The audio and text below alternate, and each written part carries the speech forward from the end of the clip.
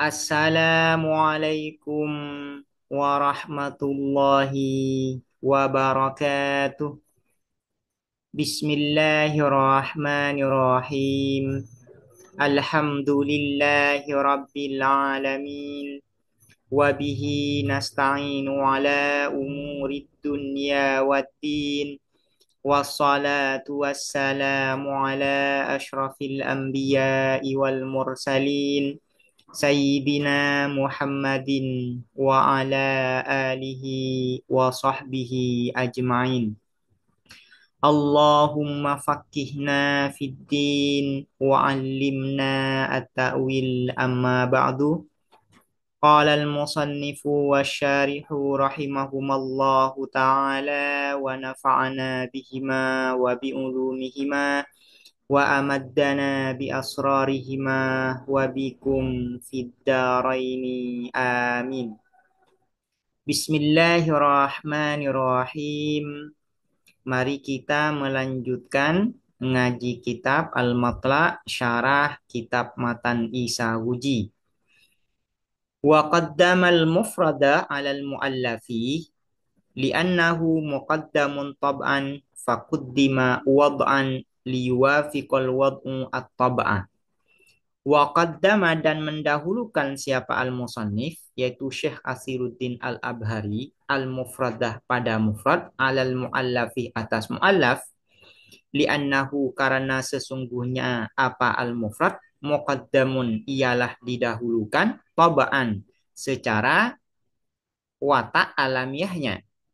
Faquddima maka didahulukan apa al-mufrad wad'an secara penempatan liwafiko agar selaras atau sesuai al-wad'u apa penempatan at-tab'ah pada watak dasar alamiahnya. Jadi di dalam matan Isawuji Syekh Asiruddin Al-Abhari itu ketika membagi lafadz beliau menyebutkan lafadz mufrad terlebih dahulu dibanding mu'allaf. Jadi beliau menempatkan mufrad baru kemudian disusul dengan mu'allaf. Yang disebutkan duluan itu adalah mufrad baru kemudian mu'allaf. Kenapa beliau memilih menempatkan mufrad terlebih dahulu dibanding mu'allaf? Karena li'annahu muqaddamun tab'an. Karena yang namanya mufrad itu secara alamiah ada terlebih dahulu dibanding mu'allaf. Karena yang namanya mu'allaf itu tersusun minimal dari dua kata mufrad. Jadi yang menyusun mu'allaf itu adalah mufrad. Berarti secara alamiah memang mufrad itu lebih dulu ada dibanding mu'allaf. Karena lebih ada, maka faquddima wad'an secara penempatan diletakkan terlebih dahulu atau didahulukan dibanding mu'allaf. Kenapa? Liyuwafiqal wad'u at-tab'ah. Agar penempatan sesuai dengan watak dasar alamiah dari kata mufrad itu. Watak dasar alamiah dari kata mufrad itu lebih dulu ada dibanding mu'allaf. Maka secara penempatan juga didahulukan daripada mu'allaf. Berarti kalau penempatannya didahulukan daripada mu'allaf, maka tawafaqal wad'u at-tab'ah atau tawafaqal wad'u wat-tab'um. Ada keselarasan, ada kecocokan antara penempatan dan watak dasar alamiahnya. Selain itu, wali anna quyudahu dan karena koid-koid atau batasan-batasan al-mufrad adamiyatun ialah bersifat adamiyah, ketiadaan. Wal adamu dan adapun ketiadaan muqaddamun ialah didahulukan alal wujudi atas keberadaan. Ketika mendefinisikan mufrad, musannif mengatakan begini, wa huwallazi la yuradu. Berarti batasan dari definisi mufrad itu adalah batasannya adalah la atau nafi, dan nafi itu menunjukkan ketiadaan. Sementara al-adam muqaddamun alal wujud. Yang namanya ketiadaan itu mendahului wujud.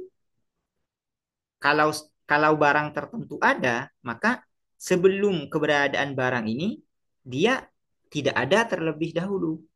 Berarti al-adam muqaddamun alal wujud. Ini merupakan alasan kedua kenapa beliau ini menempatkan al-mufrad terlebih dahulu dibanding al-muallaf.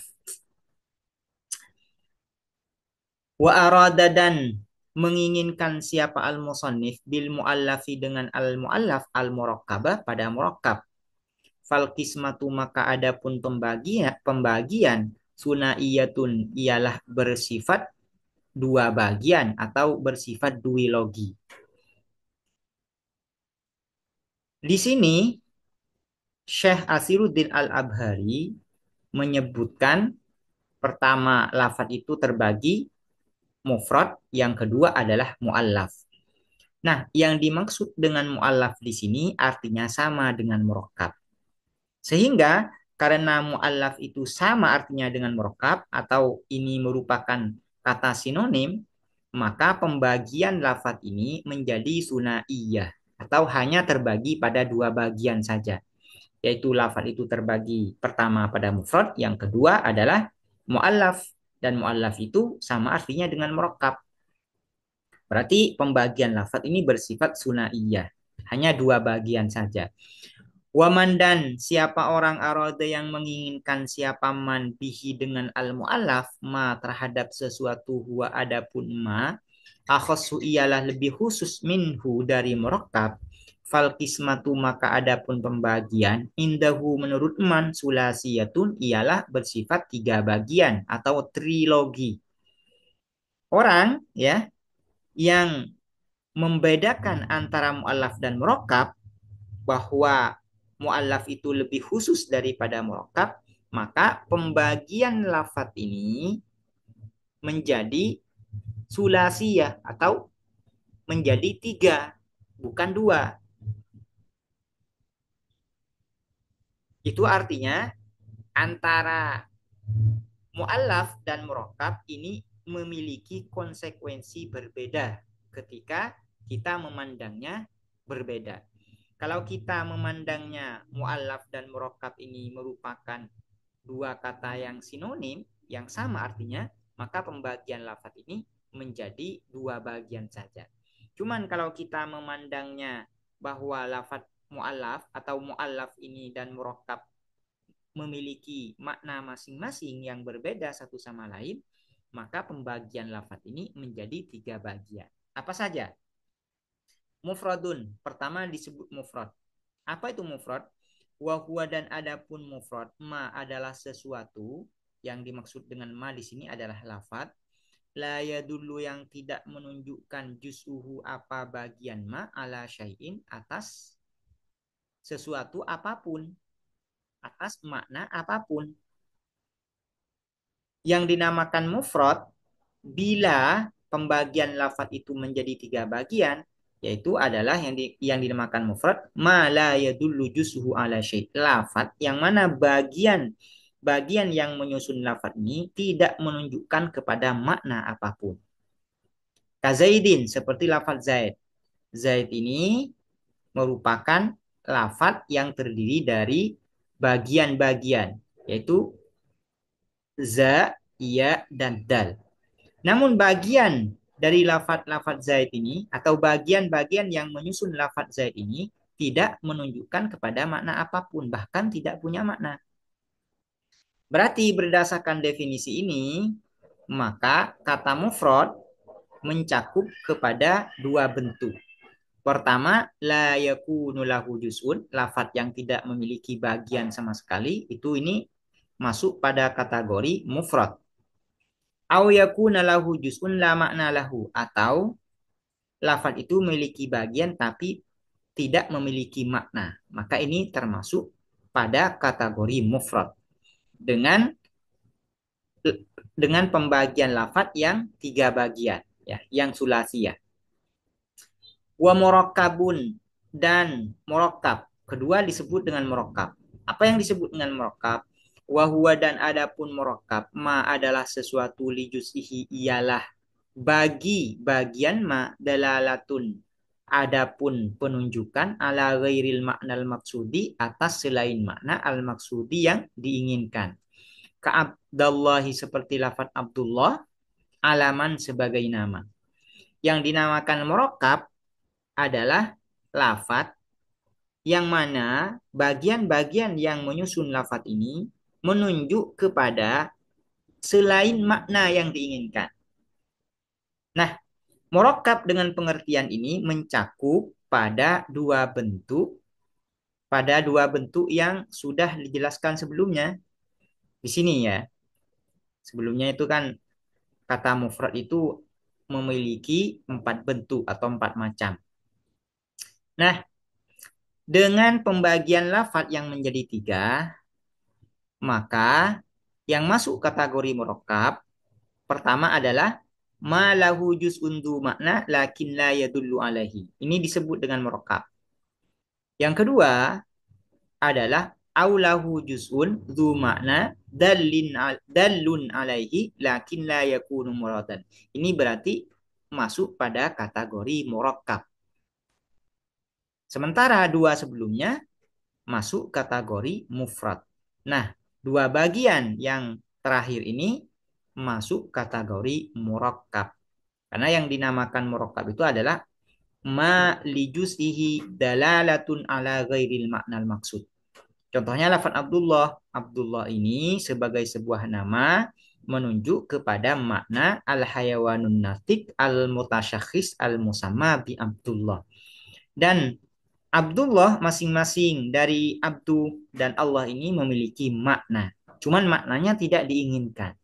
Berarti dengan pembagian lafaz yang menjadi tiga, maka Abdullah ini tidak disebut mufrad, tapi disebut murakkab.